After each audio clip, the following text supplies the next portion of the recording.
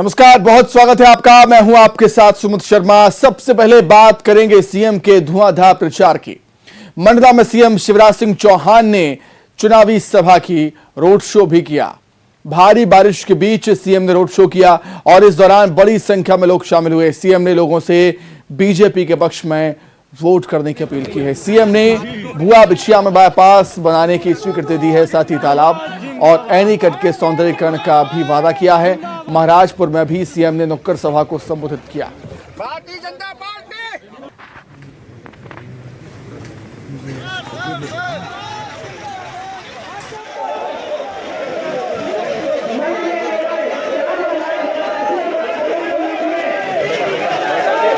तो तस्वीर आप देख सकते हैं कि किस तरीके से बारिश के बीच भी सीएम चुनाव प्रचार करने के लिए पहुंचे थे और ये बताता है कि ये चुनाव कितना अहम बीजेपी के लिए।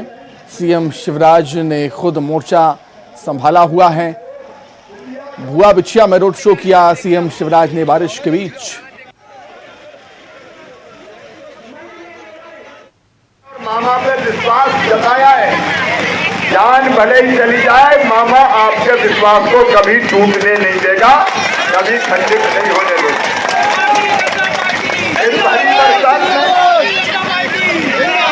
मैं आपको वचन देता हूं, मंडला को अब हम महाराजपुरा को भी सुंदर स्मार्ट सिटी का, मिनी स्मार्ट सिटी का स्वरूप प्रदान करेंगे।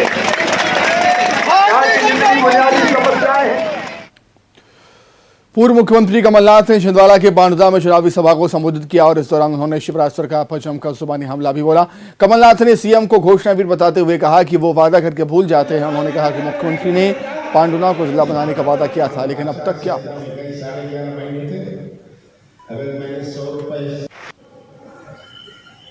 ऐसा प्रदेश मुझे सौंपा, कौन सी चुनौती नहीं, पर मैंने भी कहा कि मैं शुरुआत करता हूं। 15 महीनों में 2.5 महीने तो लोकसभा चुनाव और आचार संहिता में कई 11.5 महीने थे। अगर मैंने 100 यूनिट। डिंडौरी में सीएम शिवराज ने लापरवाही को लेकर डीएसओ को सस्पेंड कर दिया है। उज्ज्वला योजना में गड़बड़ी को लेकर सीएम ने कार्रवाई की है। वहीं सागर जिले की समीक्षा बैठक में बिजली आपूर्ति और जल जीवन मिशन में लेट लतीफी पर सीएम ने अधिकारियों को जमकर फटकार भी लगाई। सीएम शिवराज इन दिनों अलग अलग जिलों की समीक्षा बैठकें कर रहे हैं। वहीं मुख्यमंत्री जनसेवा अभियान शिविर में सीएम मंच पर ही समस्या का समाधान कर रहे हैं, साथ ही लापरवाही पर ऑन दी स्पॉट एक्शन भी ले रहे हैं। डिंडौरी के जोगी टेकरिया गांव में जनसेवा शिविर में उज्ज्वला योजना में लापरवाही को लेकर सीएम नाराज हुए। डीएसओ को फटकार लगाई, फिर सस्पेंड करने का आदेश भी दे दिया। जनवरी लास्ट से अब हो गया सितंबर, ये तो पहले के अभी 70,000 का पूछा, 70 में से 30 क्यों बनी, सब क्यों नहीं बनी? अरे चल कब तक चलेगा भाई? आपको सस्पेंड कर रहे हैं, चलो इतने दिन में बनाए नहीं, ये कोई तरीका होता है? करो नाम नोटिस का, आयुष्मान कार्ड ही नहीं बनते, उज्ज्वला गैस योजना का वो ही नहीं बनता तो क्या मतलब है? इससे पहले भोपाल में सीएम ने सागर जिले की समीक्षा की थी। जल जीवन मिशन और बिजली आपूर्ति की शिकायतों को लेकर सीएम ने नाराजगी जताई। सीएम ने बैठक में अधिकारियों से अलग अलग योजनाओं की जानकारी ली। मसलन एकल जल योजनाओं में शिकायतें क्यों मिल रही हैं, एकल जल योजना कितनी है, समूह जल योजना का काम लेट है या समय पर है, कमिश्नर का योजनाओं को लेकर क्या ऑब्जर्वेशन है, कार्य के बाद सड़क को दुरुस्त किया जा रहा है या नहीं। सीएम हेल्पलाइन में आवास योजना में शिकायतों को लेकर सीएम शिवराज ने नाराजगी जाहिर की और अधिकारियों को जरूरी निर्देश दिए। वहीं इंदौर में एक दिल दहला देने वाला मामला सामने आया है, जहां पर आजाद नगर थाना क्षेत्र के गणेश चौक इलाके में रहने वाली 7 साल की मासूम बच्ची की पड़ोस में रहने वाले शख्स ने हत्या कर दी। दरअसल बच्ची घर के बाहर खेल रही थी, उसी समय आरोपी बच्ची को उठाकर अपने कमरे में ले गया और उस पर चाकू से हमला बोल दिया, जिसमें बच्ची की मौत हो गई है। बहरहाल घटना के कुछ देर बाद ही पुलिस ने आरोपी को गिरफ्तार कर दिया है। उधर बच्ची की हत्या के बाद तनाव का माहौल। घटना से नाराज लोगों ने थाने का घेराव कर दिया। हंगामा न रुकता देख पुलिस ने लाठीचार्ज किया। लोगों का कहना है कि आरोपी पहले भी कई वारदातों को अंजाम दे चुका है।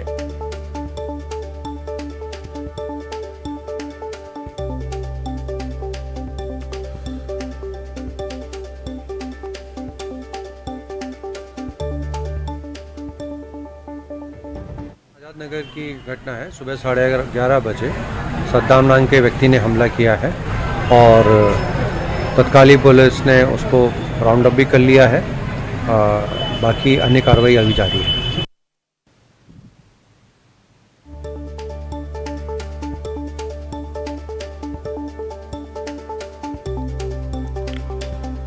तो वारदात को लेकर लोग काफी गुस्से में हैं। लोगों ने जमकर हंगामा किया, निगम की गाड़ी में तोड़फोड़ भी की है और हालात को काबू में करने के लिए पुलिस को लाठीचार्ज भी वहां पर करना पड़ा था। लोग आक्रोशित होकर थाने का घेराव करने के लिए वहां पर पहुंच गए थे। जो आरोपी ने मासूम बच्ची को चाकुओं से कई बार कूदा और चाकुओं से बांधकर उसकी हत्या कर दी। इस घटना के बाद से इलाके में तनावपूर्ण माहौल बन गया और आप तस्वीरों में देख सकते हैं किस तरीके से पुलिस और लोगों के बीच झड़प भी हुई है।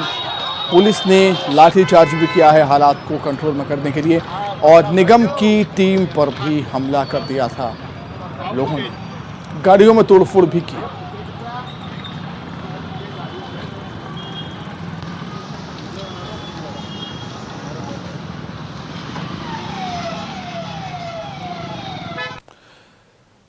चलिए ज्यादा जानकारी के लिए सीधे इंदौर का रुख कर लेते हैं। क्या कुछ हालात है वो हम जान लेते हैं। इंदौर से विकास सिंह चौहान हमारे साथ जुड़ गए हैं। विकास, क्या कुछ हालात फिलहाल हम तस्वीरों में देख रहे थे किस तरीके से लोगों और पुलिस के बीच झड़प हुई है, पुलिस ने लाठीचार्ज भी किया है, अभी क्या हालात है वहां पर?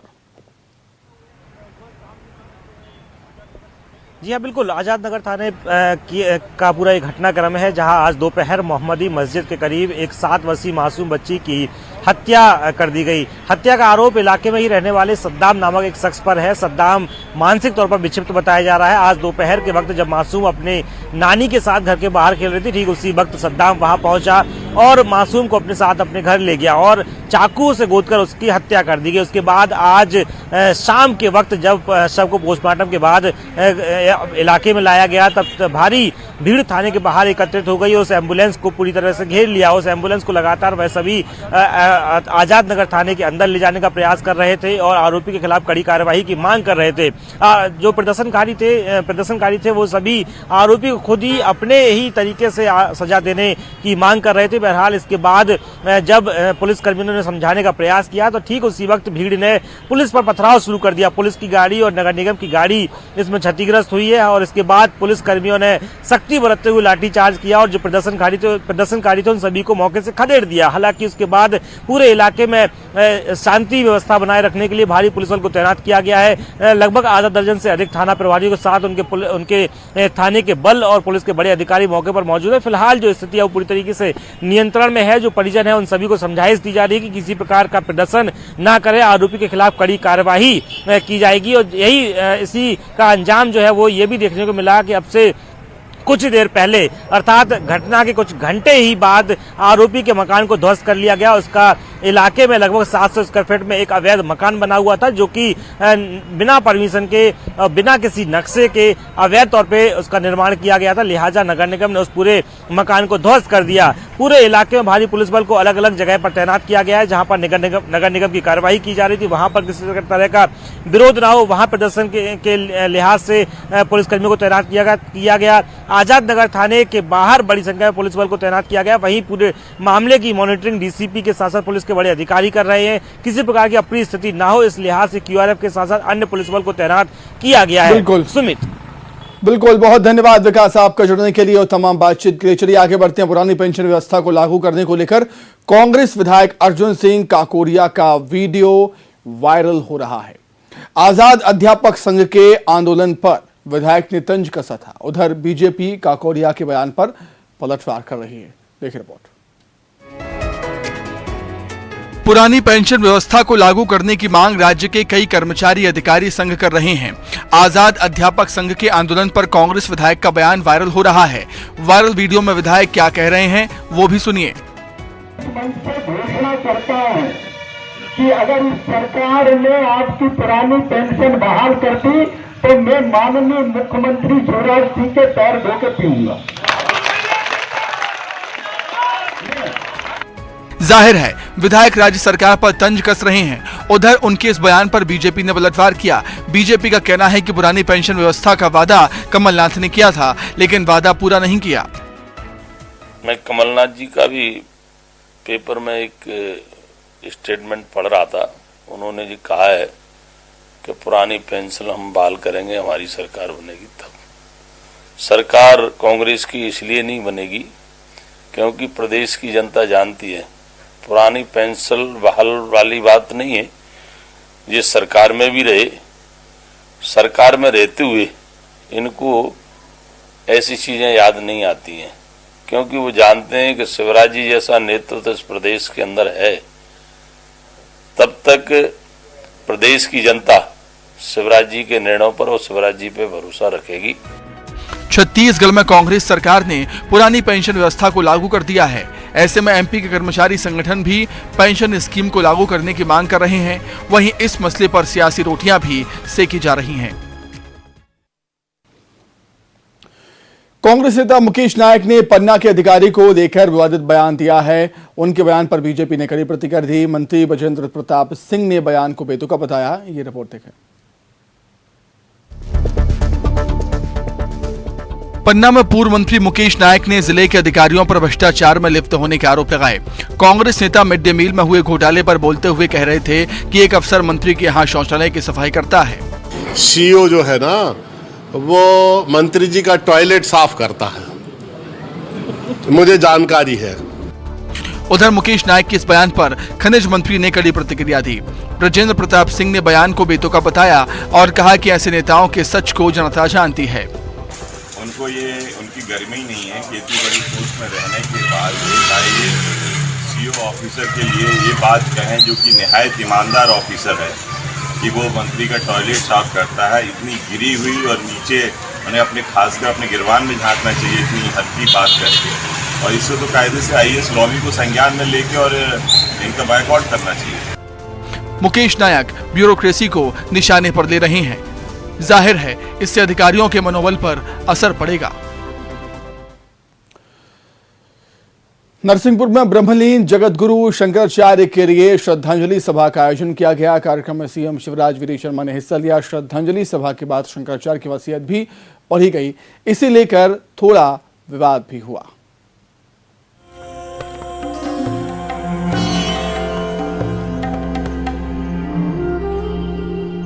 शंकराचार्य स्वामी स्वरूपानंद सरस्वती के श्रद्धांजलि कार्यक्रम में सीएम शिवराज, प्रदेश अध्यक्ष वीर शर्मा, फग्गन सिंह कुलस्ते, प्रहलाद पटेल, नरोत्तम मिश्रा ने शिरकत की। दोनों नेताओं ने शंकराचार्य को श्रद्धा सुमन अर्पित किए। सीएम ने स्वरूपानंद सरस्वती के ब्रह्मलीन होने को सनातन धर्म के लिए बड़ी क्षति बताया। अध्यात्म जगत का सूर्य अस्त हुआ है। उनके चेहरे का तेज, उनकी वाणी का ओज, उनके ब्रह्मलीन होने के बाद भी सदैव दिखाई देता है। मैं उनके चरणों में प्रणाम करता हूं। वो तो सिया राम मैं सब जग जानी के भाव को मानने वाले थे, और अब भगवान के स्वरूप में ही वो विलीन हो गए। उनके चरणों में प्रणाम। कार्यक्रम में जगतगुरु शंकराचार्य की वसीयत को भी पढ़ा गया। इसे लेकर कुछ विवाद हुआ। हालांकि निज सचिव सुबोधानंद ने विवादों को खारिज किया। उनका कहना था कि जो लोग सवाल उठा रहे हैं वो ब्रह्मचारी नहीं है। भाई, बाप अपने बेटे को देगा कि नहीं, इसमें क्या सवाल है।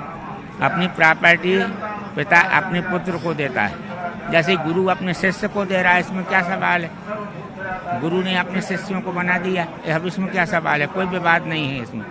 वो नासमझ हैं जो विवाद की बात कर रहे हैं। और जो दूसरे, एक बात और है, जो मुकदमा लड़ रहे हैं वो कर रहे हैं। एक बहुत अच्छी बात आपको हम बता देते हैं कि ज्योतिष पीठ का शंकराचार्य और द्वारका पीठ का शंकराचार्य बाल ब्रह्मचारी होता है। ये जो दूसरे लोग जो मुकदमे लड़ रहे हैं, इनके विवाह हुए हैं, इनकी संतान है, सब है, इसलिए अयोग्य हैं ये लोग। बताया जा रहा है कि वसीयत 8 साल पहले लिखी गई थी। इस वसीयत में द्वारिका समेत ज्योतिष पीठ के नए शंकराचार्य को अपना उत्तराधिकारी चुनने का अधिकार भी दिया गया है।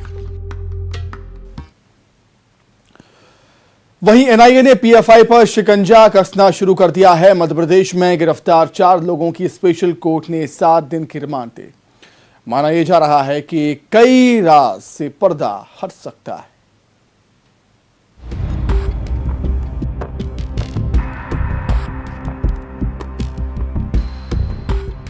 पंद्रह राज्यों में एनआईए की बड़ी कार्रवाई आतंक की बड़ी साजिश रोकने के कदम के तौर पर देखी जा रही है। उधर एमपी में गिरफ्तार किए गए पीएफआई के 4 लीडर्स को जांच एजेंसियों ने स्पेशल कोर्ट में पेश किया। कोर्ट ने चारों आरोपियों की 7 दिनों की रिमांड दे दी है। पकड़े गए लोगों पर विदेशी फंडिंग के साथ देश विरोधी गतिविधियों में शामिल होने के आरोप हैं। आरोपियों पर यूएपीए एक्ट लगाया गया है। उधर एनआईए की कार्रवाई पर गृह मंत्री नरोत्तम मिश्रा ने कहा कि आतंकियों की खैर नहीं। मुसलमान से बैर नहीं, आतंकी की खैर नहीं। हम किसी धर्म या मजहब के खिलाफ नहीं है, ये इसी बात का द्योतक है। हम तो रहीम के उपासक रहे, रसखान के उपासक रहे, जो रहीम कहते थे कि धूर ले सर पे धरे कहो रहीम के ही काज, यही रजमन पुतनी तरीते ही ढूंढे गजराज। माना यह जा रहा है कि एनआईए की पूछताछ में कई खुलासे हो सकते हैं।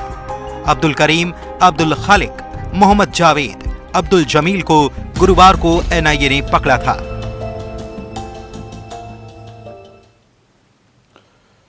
भोपाल से खबर, बिजली कर्मचारियों ने विरोध किया है, प्रदर्शन किया है। ज्योति टॉकीज के सामने बिजली घर पर विरोध किया है।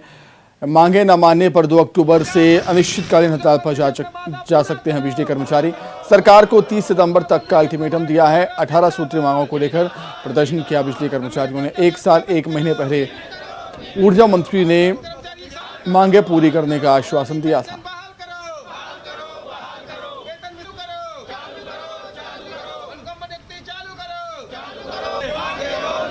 मंत्री जी को 1 साल 1 महीने का समय दे दिया है। अब हम लोग कोई भी समय देना नहीं चाहते हैं। यदि अभी 30 तारीख तक यदि हमारी मांगों पर पूरी चर्चा होकर उसका निराकरण नहीं हुआ। कॉलेज प्रशासन के लाख दावों के बाद भी कॉलेजों में रैगिंग रुकने का नाम नहीं ले रही। ताजा मामला सामने आया है यहाँ छोटे-छोटे बच्चे बैठे हुए थे एमएलबी कॉलेज से, जहां बीए सेकंड ईयर पार्ट के एक छात्र के सीनियर छात्रों ने रैगिंग ली। सीनियर छात्रों ने जूनियर छात्रों से उठक बैठक करवाई। जब विरोध किया तो रॉड से पिटाई कर दी। जब जूनियर छात्र ने प्राचार्य से शिकायत की तो प्राचार्य ने मामला एंटी रैगिंग कमेटी को सौंप दिया। यहाँ छोटे-छोटे बच्चे बैठे हुए थे। हरदा में प्रदेश के कृषि मंत्री कमल पटेल एक अलग अंदाज में नजर आए। दरअसल वो झल्लार में आयोजित लंगड़ी भजन में शामिल हुए, जहां पर लोकगीत एमपी में खूब कराया काज। मध्य प्रदेश में छाई गए शिवराज गाया गया।